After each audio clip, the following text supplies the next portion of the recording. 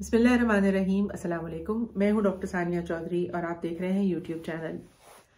हर पाकिस्तानी के कान इस वक्त एक ही बात सुनने को तरस रहे हैं कि शायद कोई मसीहा कहीं से आए और पाकिस्तान को उसके इस मुश्किल मईशत के मराहल से, उसके इस सियासी जो अदम इस्तेहकाम की सूरत हाल बनी हुई है, इसमें से पाकिस्तान को किसी तरीके से निकाल ले। और जब भी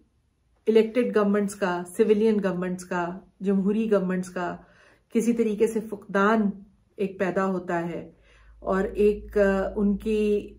उनके गलत पॉलिसियों के अंजाम में, करप्शन के अंजाम में, या उनके जिस तरीके से वो इस मुल्क को चलाते हैं, हुक्मरानी करते हैं, जिस नीयत से करते हैं, जब उसका अंजाम हम देखते हैं तो एक गवर्नेंस का वैक्यूम पैदा होना शुरू हो जाता है, जिसमें ज्यादा से ज्यादा लोग जो हैं वो अनएम्प्लॉयमेंट की तरफ चले जाते हैं, जिसके अंदर हम महंगाई का आलम हाथ से निकलता हुआ नजर आता है, खाने की किल्लत, law and order situation, terrorism के इश्यूज, गैस की लोड शेडिंग, बिजली की लोड शेडिंग, कोई भी आप खुर्दनोश अशिया देख लीजिए, ये सारी उनकी जो बढ़ती हुई कीमतें हैं वो एक सिविल अनरेस्ट जो है उसकी तरफ एक बढ़ता हुआ कदम लेती हुई नजर आती हैं। तो कहीं से कान ये सुनना चाहते हैं कि अब ये XYZ आ गया और ये हमें इस मुश्किल से निकाल देगा। इस वक्त ये सारी जो गवर्नेंस का वैक्यूम एक क्रिएट हो गया है, इसने हमेशा एक गैप छोड़ा है और उस गैप को थर्ड पार्टीज ने आकर या नॉन पॉलिटिकल प्लेयर्स ने आकर फिल इन किया है। और इस मुल्क का जो पहिया है, जो मईशत का पहिया है, जो सियासत का पहिया है, वो रिवर्स में चलना शुरू हो गया। और ये इस वक्त नजरें फिर एक ही जानिब लगी हुई हैं, क्योंकि जो एक स्टेलमेट सिचुएशन एक आई हुई है सियासत के अंदर, जिसके अंदर ना तो PDM की गवर्नमेंट कोई रास्ता देने को तैयार है कि कोई अर्ली इलेक्शन हो जाए, जो कि इस वक्त अवाम की एक आवाज है और एक डिमांड है कि अर्ली इलेक्शन अगर हो और जो सियासी एक हुकूमत आती है, अगर अवामी राय के साथ और अवामी सपोर्ट के साथ, पब्लिक सपोर्ट के साथ, और वो आगे आकर जो भी फैसले उसको लेने हैं हुकूमत की मईशत के हवाले से वो लेती है, तो वो PDM की गवर्नमेंट किसी सूरत जो है इस चीज को रास्ता नहीं देना चाहती। जाहिर है वो पावर में है, पावर को एंजॉय करना चाह रहे हैं, मुल्क की हुक्मरानी में हैं, अपने हवाले से अपनी बेहतरी के लिए, ज़ाती बेहतरी के लिए जो काम वो कर सकते हैं वो करते जा रहे हैं, और जिसमें NRO 2 की एक एग्जाम्पल जो है वो पेश है। इसके अलावा इमरान खान की सियासत जो है वो उसको पब्लिक की सपोर्ट के साथ लेकर आगे चल रहे हैं और हर कदम बहुत फूंक फूंक के रख रहे हैं, और उनके बस में कुछ चीजें इतनी है नहीं जितना जाहिर है कि हुक्मरानों के पास एक पूरे मुल्क को चलाने का, पूरे मुल्क के रिसोर्सेज उनके पास होते हैं। जुडिशरी के, लॉ एंड ऑर्डर कंट्रोल करने वाली ऑर्गेनाइजेशंस के, FIA, intelligence agencies, police, rangers, FC, name it, जो भी एजेंसीज हैं वो उनके अंडर हैं, उनके अकॉर्डिंग काम करेंगी, जाहिर है। तो वो किसी तरीके से भी जो इमरान खान को रास्ता नहीं दे रहे कि किसी तरीके से अवामी डिमांड के अकॉर्डिंग अर्ली इलेक्शन अगर हो जाए और एक ऐसी हुकूमत आ जाए जो अवामी मैंडेट के साथ आए और वो इस मुल्क को आगे लेके चले। इसमें साबिर शाकिर अपने वीलॉग्स में बड़े कॉन्फिडेंट नजर आए हैं और बड़े पॉजिटिव नजर आए हैं कि बाजवा की जो लेगेसी है वो आगे कंटिन्यू नहीं की जा रही, और जो प्रेजेंट आर्मी चीफ हैं जनरल आसिम मुनीर शाह साहब, वो अब अपना एक लायामल लेके आगे चलना चाहते हैं और वो एक बहुत पॉजिटिव रोल अदा करना चाहते हैं इस मुल्क को मुश्किलात से बाहर निकालने के लिए। इसमें जो सऊदी अरेबिया की अभी रिसेंटली उन्होंने विजिट किया है, 4 साल उन्होंने अपना एक टेन्योर जो है वो वहाँ सर्व किया है जनरल आसिम मुनीर साहब ने, और वहाँ पे उनके अच्छे रवाबित हैं। वहाँ पे जो वो मीटिंग्स करके आए हैं उसके बाद एक बहुत पॉजिटिविटी एक्सपेक्ट की जा रही है और गवर्नमेंट के बिहाफ पे क्लेम भी की जा रही है कि फाइनेंशियल सपोर्ट जो है वो सऊदी अरेबिया ने प्रॉमिस की है या इंडिकेट की है कि वहाँ से फाइनेंशियल सपोर्ट है आने वाले वक्त में मिलेगी। और इसके बाद अब जो यूएई की विजिट एक्सपेक्टेड है जनरल आसिम मुनीर की, कतर की है, टर्की की है, फिर चाइना की है, तो ये एक्सपेक्ट किया जा रहा है, ये उम्मीद उनसे लगाई जा रही है कि सियासी हुक्मरानों की बजाय जनरल आसिम मुनीर शाह साहब जो हैं वो अब मुख्तलिफ जो दोस्त ममालिक हैं पाकिस्तान के वहाँ पे जाएंगे और वहाँ से वो मामलात कुछ ना कुछ आगे की तरफ लेके चलेंगे कि शायद कोई मुस्बित कदम हो और कोई उनको पॉजिटिविटी पाकिस्तान के हवाले से, पाकिस्तान की पॉलिटिकल सिचुएशन के हवाले से उनको बाहर ममालिक को इंडिकेट की जा सके और उसके तहत उनसे कुछ फाइनेंशियल सपोर्ट जो है वो ली जा सके। इसी तरह एक जो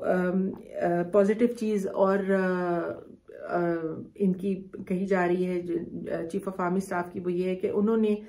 मीडिया मैनेजमेंट के हवाले से बहुत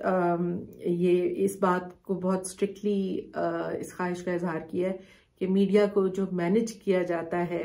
इंस्टीट्यूशनल लेवल पे उसके हवाले से कुछ इक़दाम किए जाएं और ऐसे जो नेगेटिविटी इस चीज़ की है उसको ख़त्म किया जाए। इसके बाद जो एक इंतहाई तशवीशनाक खबर जो पाकिस्तान के बैंकों की तरफ से देखने में आ रही है वो ये है कि पाकिस्तान के बैंक्स ने बाकायदगी के साथ इस बात को नोटिफाई किया है कि जो लोग फॉरेन कंट्रीज में जाकर, बाहर के ममालिक में जाकर अपने क्रेडिट कार्ड्स के ऊपर फॉरेन करेंसी में कोई भी परचेजिंग अगर करते हैं तो उसका जो पाकिस्तानी करेंसी में कन्वर्जन का रेट है वो rate banks inter bank rate के मुताबिक नहीं लगाएंगे बल्कि वो उसको ओपन मार्केट रेट के मुताबिक लगाएंगे, जिसका मतलब ये है कि इंटर बैंक रेट जो कि इस वक्त डॉलर का पाकिस्तान के साथ अगर आप उसको देखें तो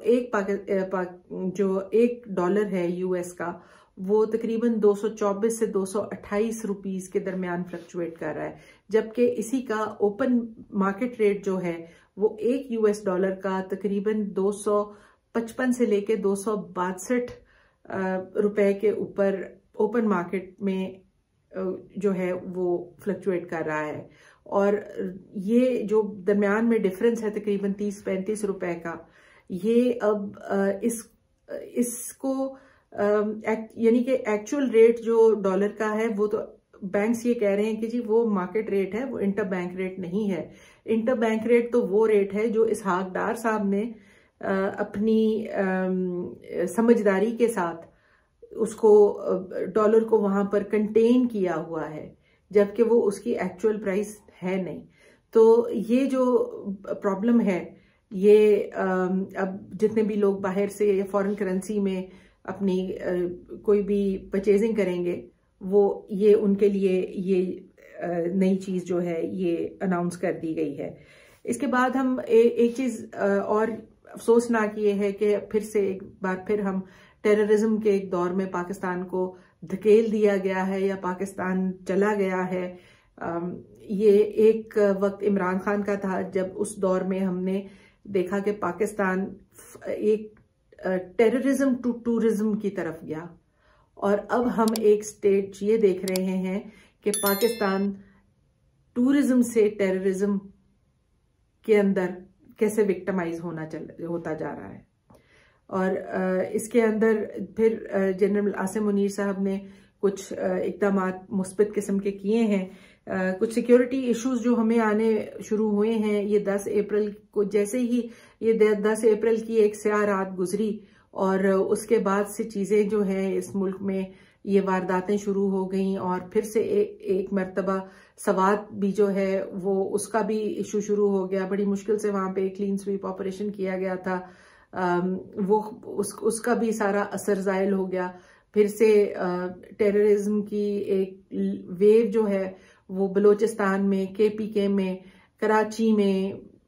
इवन पंजाब में मियाँ वाली में भी वाक़या हो गया। इस्लामाबाद भी एक सेफ सिटी नहीं है। कहाँ इस्लामाबाद एक safest city of the world Imran Khan के टाइम के ऊपर कंसिडर की जा रही थी, और अब आकर वो एक इंतहाई अनसेफ सिटी हो गई है जहाँ पे डिप्लोमेटिक मिशंस ने जो की डिप्लोमेटिक मिशन हैं पाकिस्तान के, यानी कि यूएस, ऑस्ट्रेलिया, यूके,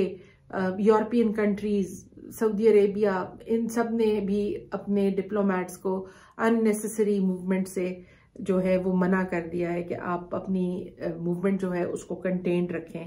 और यहीं ये इस्लामाबाद था जहां इसी साल के शुरू में OIC कंट्रीज के हेड्स को इमरान खान ने अपने